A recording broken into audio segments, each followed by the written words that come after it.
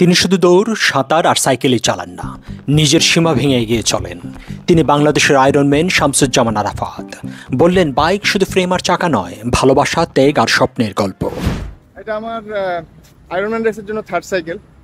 তো first cycle ছিল আমার বন্ধু নাসির ক্রেডিট কার্ড দিয়ে 18,000 টাকা দিয়ে কিনে দিয়েছিল। সেটার পরে যখন আয়রনম্যান করলাম, সেটা একটা আয়রনম্যান করার পরে আয়রনম্যান ওয়ার্ল্ড চ্যাম্পিয়নশিপের জন্য যখন লেভেল আপ করতে হবে, মানে ফার্স্টার হতে হবে, তখন তো আসলে সাইকেল আপ করতে হবে। সাইকেল কেনার জন্য ঘুরতেছিলাম, টাকা পাচ্ছিলাম না। তখন আমার ওয়াইফ আমাকে বললো যে ওর যে গয়না আছে বিয়ের, হ্যাঁ, গয়নাগুলো তো ইউজ করে না। আমাকে বললো যে আমি তো গয়না পরি না, তুমি এই গয়নাগুলো বিক্রি করে আমার সাইকেল নিয়ে নিতে পারো, সমস্যা নেই, আমার সাইকেল।